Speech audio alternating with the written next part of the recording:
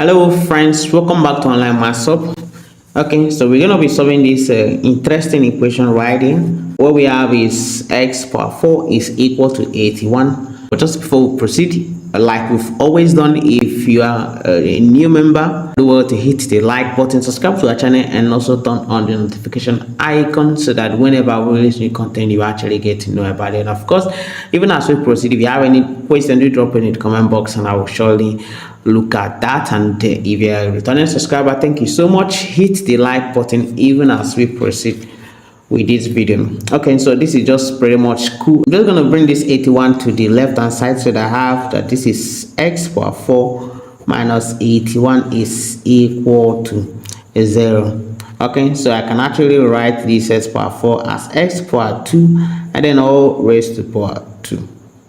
This is cool. And then of course I can write 89 as 9 power 2. It's equal to 0. So, and of course you can see I've got some nice expression. So this is a difference of 2 squares. And don't forget, if you have a squared minus b squared, you can always expand this to be a plus b, and then of course multiply by a minus b. Okay, so of course in this case my a is x power 2 and then b is equal to 9. So if I expand that here, you're going to be seeing that this equation will change to x squared, okay, plus 9 bracket, and of course multiply by s squared minus 9, okay, is equal to 0. And then moving forward, you can also see we can also simplify the second bracket. Okay, so if I put this as it is, x squared plus 9, and then this is x squared, I can actually write this 9 here as 3 power 2 is equal to 0. So I've got another difference of 2 squares right here, which if I simplify, I am also going to be having something like this. Okay, so this is x squared plus 9 and then into x minus 3, and then of course x plus 3 is equal to 0.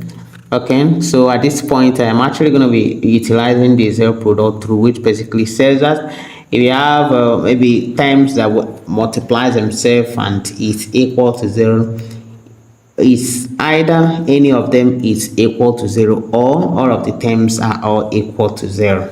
So at this point we can set x squared plus 9 to be equal to 0, or the second one, this is the first case, second case, that is I is either x minus 3 is equal to 0, or the third case is also either x plus 3 is equal to 0. Okay, so we are going to be solving each of these cases and then find out the values of x that satisfy the equation we are solving. And so for this one, this implies that x squared is equal to negative 9.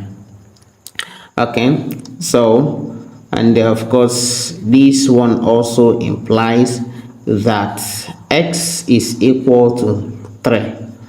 Okay, and then the third one, this implies that x, if I bring this 3 to the right hand side, it becomes minus 3. So you can see that I've got two values of x right here, x equal to 3 and then x equal to minus 3. So I am actually going to solve this further to find out the remaining two values of x that is going to satisfy the equation we are solving.